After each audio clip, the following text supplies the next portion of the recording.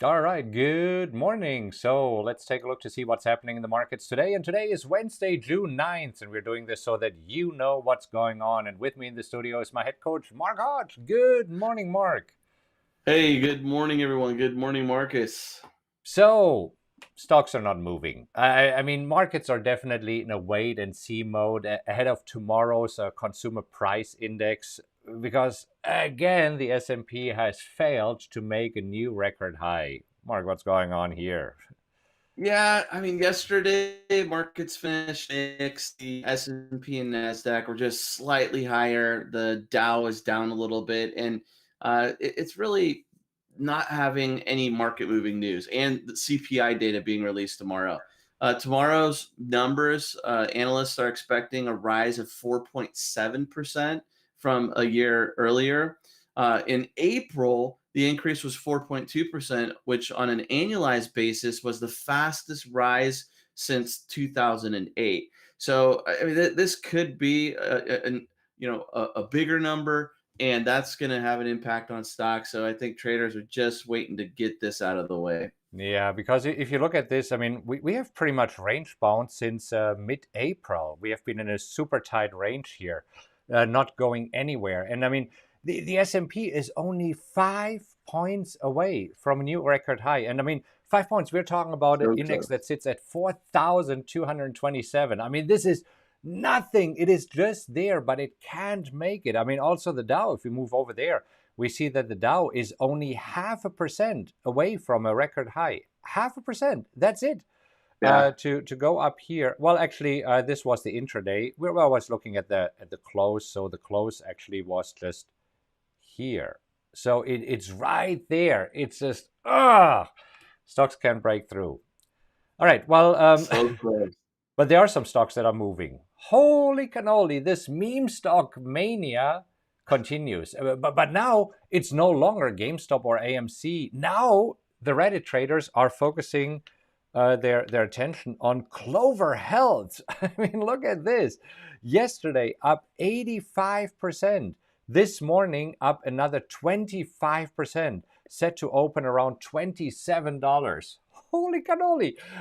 Do you know why? Clover Health suddenly? I know it's a healthcare insurance SPAC, but other than that, I don't know. It's so surprising. Now, another one that caught also the attention of Reddit traders is Wendy's. And this was super, super surprising today. First of all, let's take a look at Wendy's. So, Wendy's yesterday jumped 25%. This morning, a little bit down, pretty much unchanged after this huge big move. Now, here's why Wendy's for me is a surprise because Wendy's has relatively low short interest, so there's no short squeezes. It's actually an institutional favorite compared to all the others where institutional traders are staying away from. I mean, we talked about it, AMC, which 80% of the float is out in retail traders' hand, and then we have also BlackBerry, we have GME, but hey, Clover and Wendy's, who would have known? Yeah, maybe these Reddit guys like Frosties and the old "Where's the beef at?" I don't know. Hey, speaking of GameStop is reporting earnings after the bell today. Right, exactly. So we'll see. I mean, GameStop also was surging higher. Let's actually zoom out a little bit and go to a weekly chart so that we see the full story. I mean, it has been trading as high as 485, I believe, was the high. But right now, yesterday adding 7%, this morning 1.6%. And then we have, yeah, as you said, earnings after the bell today. Now, I don't think that this will really move the stock because these moves are decoupled from any fundamentals in earnings. I mean, these moves are caused by Reddit traders. And hey, we shall see what happens if there's a reaction. It just seems to the stock that moves is where the crowd moves. And right now, Yeah, it's Clover Health. it appears to be so. All right. All right. Any other stocks on your agenda? Um, I saw Fastly. You want to talk about Fastly really quick? yeah, Because Fastly was for me super, super surprising. So Fastly is a cloud services provider, and they had an internet outage yesterday morning that it was affecting what? the New York Times. It was affecting Bloomberg, I believe. It was affecting Amazon. It was affecting Spotify. So, I mean, a lot of services were affected by this. And so they came out and said, oh, yeah, we found the problem. It was a software bug that actually already got into the system on May 12th. And it took a while for the bug to really, yeah, I don't know, gain momentum before it triggered this outage. But then they rise yesterday 11%. So they say, sorry, guys. Yeah, it has been going on for a while and we didn't catch it. And sorry, we caused you an outage for like 15 minutes. And we apologize. And boom, it jumped up. And even the pre market, it's up another 4.8%, 4.1%. Wow. Why? Yeah, this one kind of baffled me, and it's why, in my opinion, it's really difficult to trade news because I would think that the potential for a bug, yes, they might have uncovered it and they know what's driving it, and yes, it's not as bad as like another colonial pipeline thing, which I think some people were wondering, is this Right. another ransomware attack? Is it hackers? Maybe because it was identified traders are okay, but now the stock's trading higher than it was before this event. I still think it's a concern. Yeah, we'll see. All right. What other stocks are moving this morning? What's happening in the I saw markets? Campbell Soup, CPB is the ticker. They were down about 8% pre-market. They Woo! reported earnings per share of 57 cents, but that was 9 cents lower than expected. They also had a revenue miss and cut the full year forecast. So some, disappointing numbers for Campbell investors. And Campbell said that they're just, basically they got a big boost with the pandemic demand last year that's not following through now. Yeah, and just to put it in perspective, I'm going to zoom out here a little bit so that we see how dramatic this move is. Because if you look at what happened here over the past, year, right? We were trading in a nice range, and this morning we will open right here at 44. So, I mean, it's a really, really dramatic move. Campbell Soup is not a stock that is moving a lot. I mean, it has been in a range here between Yeah. 52 and 45. So, dropping to 44 is, I mean, for other stocks, 9% is not a big deal. But for Campbell Soup, it is. It is. So, that's definitely a big one. All right. Agreed. Agreed. There were a few upgrades that seemed to be moving certain stocks. Abercrombie and Fitch, ANF is the ticker. Yep. They're up more than 3% pre-market after a Jerry's upgrade, so they're looking to start higher today. Fox Corp, FOXA is the ticker. They're up 2.4% pre-market, so Yeah. they're looking to start the day positive. One other upgrade for a bigger name would be Colgate Palmolive, the ticker CL. They had a Credit Suisse upgrade and up about 1.3%. So a couple of movers, not huge moves, but for these type of stocks, the upgrade seems to have created a little more interest. Well, let's talk about a huge move. Let's talk about a huge Yeah, move. Right. Lordstown let's Motors. do it. I mean, this is a stock. So, full disclosure, both Mark and I have long positions in Ride. Not that we Yes. want to have the long positions, it's part of our trading plan that we are in there. And yesterday, I mean, wow, they had a super duper move, went as high as 1580 yesterday. Then they published an SEC filing where they said that there was substantial doubt about its ability to continue. And this is where yesterday they plummeted down 16% all the way. I think the low here was 1026. And oops, let's do this again while you get the idea. To 1026 yesterday.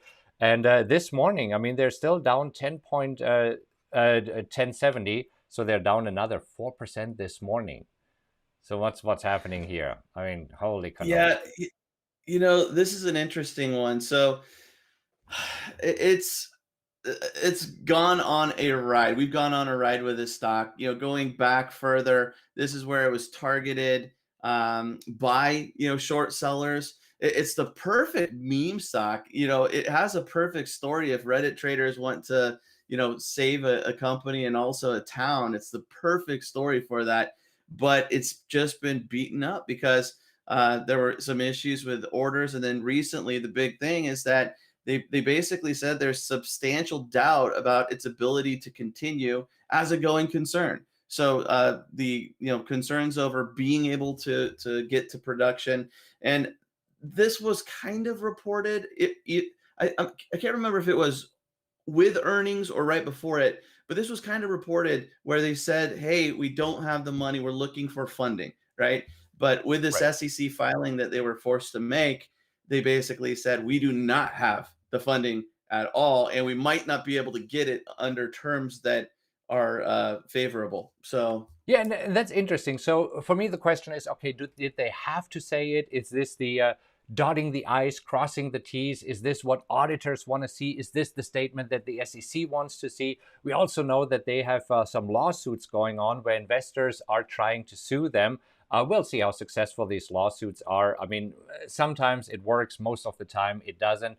But is this a statement that was forced? Is this actually news that came out yesterday, or was this already known? Because they say, you know what, there's different ways how we can get these funds, so we can raise additional funds through the issuance of equity, which means issuing more shares, which would dilute the shares. But okay, no big deal. Others have done it. I mean, AMC has done it very successfully. Others have done it successfully.